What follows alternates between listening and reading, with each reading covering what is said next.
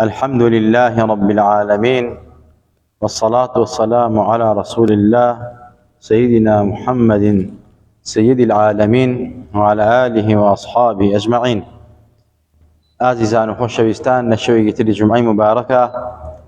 لكور مجلس صلوات دسر پیغمبر صلى الله عليه وسلم لباسو خاصو سيري پیغمبرنا ازدارا صلى الله عليه وسلم بتايبت أو كتابي جناب إمام وصاي مدرس درجات عالية الوردة العنبرية في سيرة حطن خير البرية وشان سيري كتر لو أنا أو سيرة جواني كدان راوة أو كتابة مع وصاي هرتلي خواهي درجات عالية لخزمتي أنا أبين قشنا غزاي تبوك يعني جيش الأسرة يا غزو الأسرة يعني غزايا كوا قر لنا راحتي وتنقو تشالما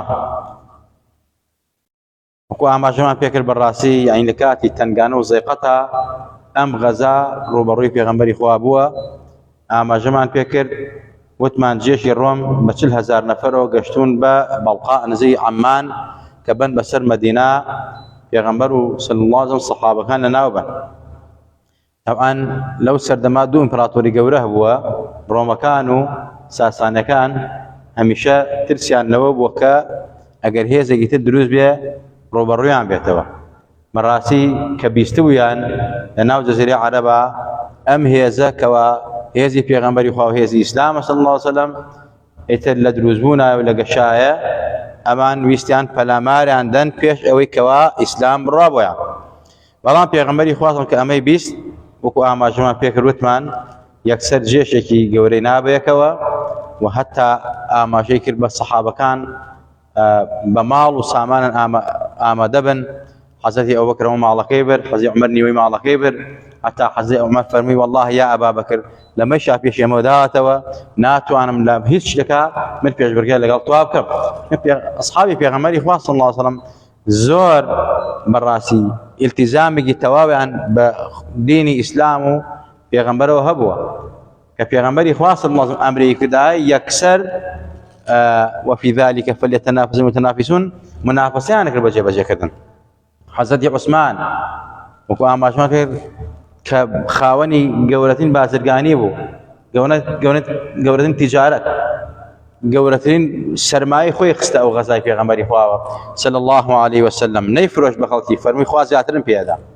يو يك بدن بيدن يك بدو يك بسيو يك شوارن بيدن يك بدن بيدا وتان او نفركيه تجاري مدينه هموان يمين فرمي خواي تبارك وتعالى همو درهم يا خواي قورا درهم بيدا بو دايبه في غمري خوا لقل او شا او كاروان قوريك هاتب ولا شاموا بو مدينه همو ذخيره خوراغو دايبه في غمر وجهي في غمري خوا صلى الله عليه وسلم لقل او شا بنجا اسفي بيدان سياسات واشتري واماده كردن لقل او شا حضرت عثمان يكچن زير وبارخنا وكوشي في غمري خوا اما في غمري خوا يا اوا باركان امدي فيكر اي فرموا ما ضر عثمان ما فعل بعد اليوم اللهم ارض عن عثمان فاني عنه راض خوا حضرت عثمان راضي وشنو من اللي راضي يتر عثمان لدواي اما هاشتاج براسي زرلي بيناغا برحال اصحابي في غمري خوا اوابون پیغمبری خدا صلی الله علیه وسلم محمد کوری مسلمه انصاری لجی خوی دانا لمدینه و حضرت علی دانا فرمی ای علی تو سروکاری من دالکانی منو خوش دکی آل بیت حضرت علی مساله توزگی پی لاگران بو چون گوتیان منافقان و بلاو کرو علی تو انا شرنی و امانه و غیرتینی اللهم حضرت علی رضا رحمت خوای لسربه يكسر خوي عند خدمه پیغمبري خوا صلى الله عليه وسلم لسبت منافقان كوتيان والله علي غيرة شرينيه والله حضرت علي كشخص خدمه پیغمبري خوا فمي نخير من ابوتهم داننا وك براسي تخاوني غيرة نبي تو اسد الله افلا ترضى ان تكون مني بمنزله هارون من موسى الا انه لا نبي بعدي اي علي منتم لجي هارون داناوا شون حضرت موسى هارون براي بو لجي خوي دانا توبه من اواي رازي نابي وابي اما او ناقي من توم نبردو لك قوم ابو ام غزا غير اللي تو انا بيت تۆ خاوەنی غیرەتی ئەسدوڵڵای پێغەمبەری خوا بەم شێوازە دڵای کرد و ناردیەوە. بەهەرحاڵ اینجا پێغەمبەری خوا صلی الله علیه و سلم وردە مەسەلەی سەحابەکان ئەهات مخنووی پێغەمبەری خوا، منافقانیش خەڵکیان سار دەکردەوە بۆی کەوا خەڵ نەڕاتەوە غەزوە وحتى دژادی پێغەمبەری خوایانە کرد صلی الله علیه و سلم ئەیان و لەم گەرما چۆن ئەم شەڕەیە کرد، چون کاتی حاصلات و کاتی پێگەشتنی بەروبووم بوو، لەم کاتی گەرما و ناڕەحەتیا چۆن ئەم دەستە بڕۆین بۆ ڕۆم و بەهەرحاڵ خەڵکیان سار دەکردەوە. منافقان لەگەڵ پێغەمبەری خوان هەندێکیان چوون لە ڕێگەی مەسەلەی ڕێگا گەڕانەوە عەبدوڵڵای کوڕی سەلومانە بۆ ئەوەی موسڵمانەکانی ساردکەنەوە، بەڵام مسلمانەکان چونکە ئیمان قایم و سار نەبوونەوە. چەند سەحابەیەکی پێغەمبەری خوا صلی الله علیه و سلم تقریبا ئەو 4 سەحابە بوون، ئەم 4 سەحابە نەک منافق نەبوون بەڵام هەر خۆیان نەڕۆیشتن، ئەوە دوانە دانێکیان دوای هەر ڕۆشتەوە بەڵام سییانیان دوای هەر نەچوو. ئاەت دەسەراتە خوا لە شوێنی خۆی ئاماژەی پێکەن ئینشاءالله. کەعبی کوڕی مالیک و هیلالی کوڕی ئەبی ئومەیە و مڕارەی کوڕی ڕەبیع و ئەبوو خوسەیمە. ئەبوو خوسەیمە چووە بۆ ماڵ کە پێغەمبەری خوا غەزا جێش ڕێکەوتون، چووە ئەزانێ لەناو باخ و بستانەکەیە هەردوو ژنەکەی کەپریان ئامادە کردووە و جێژان ڕازاندەتەوە، ئاپرشێنیان کردووە، نانیان ئامادە کردووە. بە ئیسلاحی خۆمانی تر زۆر لە کەیف و سەفان کە ئەمەی بینی و بنکەپر و فێنکایە و ژنی جوان و ماڵ و سامان و وەزیعەت و میوە و میوەجات پێغەمبەری خوای صلی الله علیه و سلم بەرەو غەزا چووە بەم گەرما ماڵ و مناڵی بەجێهێشتووە. یەکسەر فەرمی وەڵڵاهی نایم بۆ ژێ هیچ کەپێکتان دانانیشم و ئاوتان لەگەڵان ناخۆمەوە تانە ڕۆم بە خزمەت پێغەمبەری خوا صلی الله علیه و سلم. خۆی گەیاندە خزمەتی پێغەمبەری خوا صلی الله علیه و سلم، وەزعەکەی بۆ پێغەمبەری خوا باس کرد.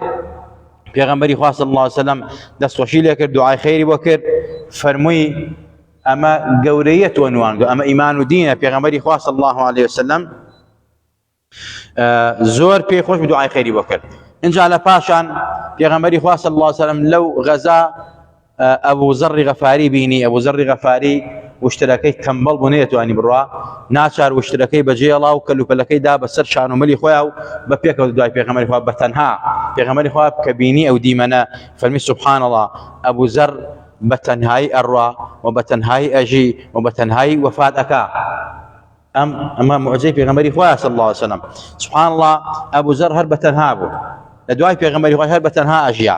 لە دوای پێغەمبەری خوا صلی الله علیه و سلم حەزرەتی عوسمانە بەتەنهایی وەفاتی فەرموو، هەتا ئەمە ژنەکەی بانگی چەند نەفەرێکی کرد کە لە سەحرایەکا بوو وەفاتی فەرموو، چەند نەفەرێکیان بانگ کرد و مەسەلە شۆردیان و کوفریان کرد. یعنی ئەمە وەکو فەرمایشتەکەی پێغەمبەری خوا کاتێککە بینی کە بەتەنهایە فەرمی ئەبوو زەڕ تەنهایە، بەتەنها ئەژی، بەتەنها وەفاتەکە، بەتەنهاشە لە قیامەت دەست دۆکرێتەوە، خۆی بەتاق و تەنهایە. ئەمە پێغەمبەری خوا صلی الله علیه و سلم فەرمی. اینجا پێغەمبەری خوا صلی الله علیه و سلم دای بەناو ئاسەواری قەومی مەسەلەی سەمود، قەومی ساڵح تەمان خوای گەورە مەسەلە غەزەبی لێگرتە بوون. سەحابەکانی پێغەمبەری خوا صلی الله علیه و سلم لەوێ دەستنوێژیان گرتە بوو، ئاویان کوندیان پڕ کرده بوو، دواتر مەسەلە هەویریان شێلا بوو بۆیان کردنەوەمانە. پێغەمبەری خوا صلی الله علیه و سلم فەرمی سورعەت بن لێرا و دەرچن با خوای گەورە غەزەبی لە ئێمە نەگرێ. حتى پیغمبر خدا فرمی لا تدخلوا مساكن الذين ظلموا انفسهم الا ان تكونوا باكين ان يصيبكم مثل ما اصابهم. پیغمبر خدا فرمی صلی الله علیه وسلم فرمی نرون الناو مالو شوين ومكاني كسانك استمع لنفسي خوان كر زلنا نفسي خوان كر الا مگر بقريانا وكبيل لوز ابكنا وكخوات شون غزبي لما نقرتوا ما غزبي لأيوة نقرأ چونك أو بلا لا يزال بردوام قهر إخوان لسر أو منطقة كتاواني تاكرا وبردوامه ولا ما وزانانا فإنهم باشرين بلغي لسر أويك في غمري إخوان صلى الله عليه وسلم فمي سريع درجة كياك إنسان شواني فساد الروي شواني تاوانا شواني قناها شواني ناعدالتها شواني مسألة زنا وفاحشة على خوارنما سنته سريع بالرواق نمينة لو شوانا نوستي چونك مكان وشواني موقعي تاوانا شواني غضب خوايا بوك او غضب برد نكوي پیغمبر خوا او فرمو يعني علماء فرمو اما بالغي لسوي كإنسان نرد شوانانا يا لقى ظالم مستمكارانا دانا نشد نبيت الرفيقي اوان نبيت هاول اوان يسب الراسي كابرا ادعاء سلفي صالح وسلفيتك سيركي تشبله بظالم نيدا بولي امر يزانيه مثلا پشتیوانی اكا اما براسي پیغمبر افرمي لقل انا دائما نشن خوا افرمي لقل انا دائما نشن مثلا پیغمبر افرمي حتى او شويني اوان مكاني اوان ظلمي تاكري تو نابي لو شويني شابي بوك خوا غضب اللي انا قريت حتى پیغمبر خوا افرمي اواك بريشن مثلا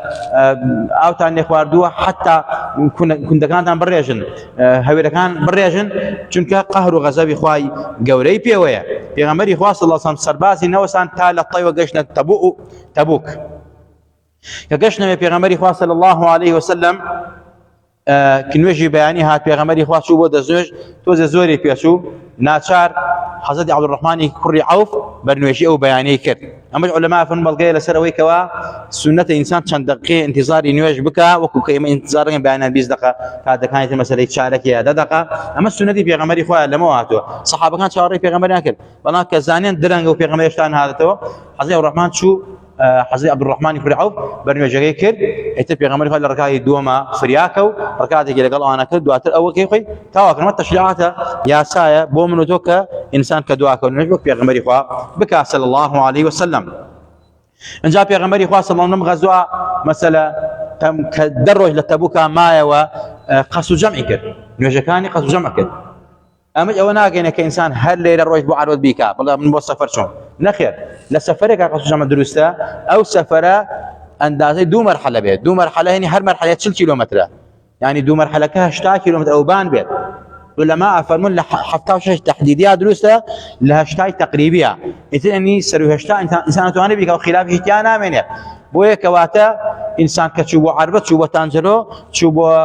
بازيان ناتواني قص جمكات ناتواني جمكات چونك سفرك كرتا پیغمبر خواصم كلا تبوك بين تبوك ومدينه 1000 كيلومتر كاكا پیغمبر خواص صلى الله عليه وسلم كبم شوازه قص جمع كردوها حتى قرا وتوا